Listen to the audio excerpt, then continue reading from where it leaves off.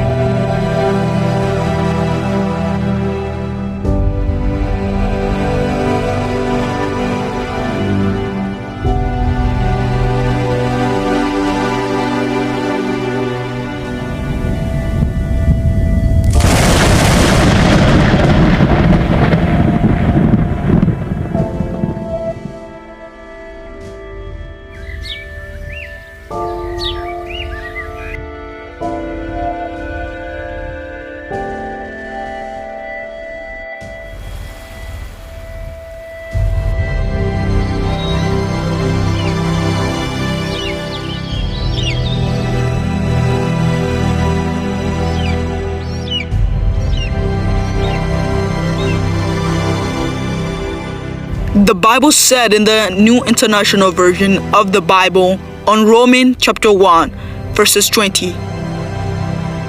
For since the creation of the world, God's invisible qualities, his eternal power and divine nature have been seen, being understood from what has been made, so that people are without excuse.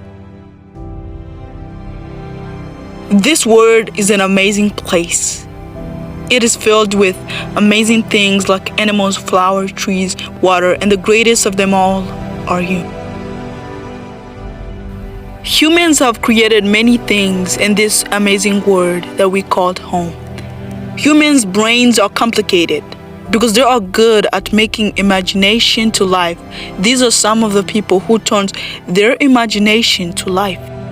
Johannes Gutenberg, who made the printing press. Johannes Gutenberg's printing press made it possible to manufacture large numbers of books for relatively little cost for the first time. Books and other printed matter consequently became available to a wide general audience, greatly contributing to the spread of literacy and education in Europe. Graham Alexander Bell, he made the first cell phone. Graham Alexander Bell's first actual phone call was accidental. Alexander and his assistant, Thomas Watson, were experimenting and Alexander had spilled some battery acid. He shouted to Thomas, who was in the next room, for help, but Thomas Watson heard him through the receiver. John Harrington, who invented the flushing toilet. Finally, we shouldn't forget John Harrington, who didn't like dirt. During his banishment from Queen Elizabeth I's court, he whiled away time by inventing the flushing toilet. These are just some inventors who changed the history of our world by using their imagination. But do you know the greatest creator is God, because he made those mind of the inventors and made this earth. Some people may argue that God does not exist. The earth began from nothing.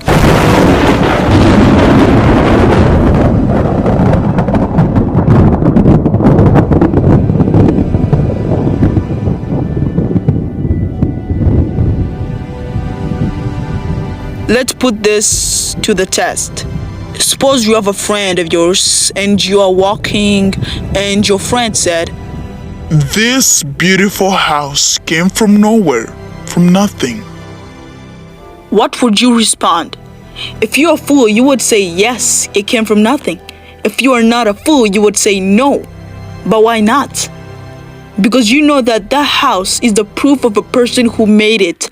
The intelligence of the house proved that the house demanded a maker or creator.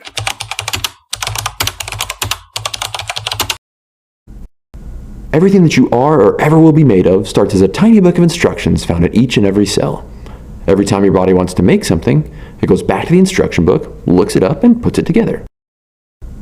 So how does one cell hold all that information? Let's get small. I mean really small, smaller than the tip of a sewing needle. Then we can take a journey inside a single cell to find out what makes up the book of you, your genome. The first thing we see is that the whole genome, all your DNA, is contained inside its own tiny compartment called the nucleus. If we stretched out all the DNA in this one cell into a single thread, it would be over 3 feet long. The DNA code is the language of life.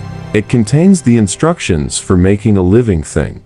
The DNA code is made up of a simple alphabet consisting of only 4 letters and 64 3-letter words called codons.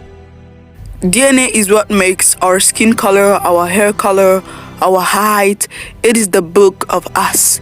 DNA contains words, and words have to have an intelligent designer. So it's foolish to think that DNA came from nothing or from a big bang. Because God is real, if God judges by the 10 commandments, will we be innocent or guilty? We will be guilty because we have sinned. But if you trust in Jesus, you will be saved. Because Jesus died on the cross for your sins, now you are saved by trust in God.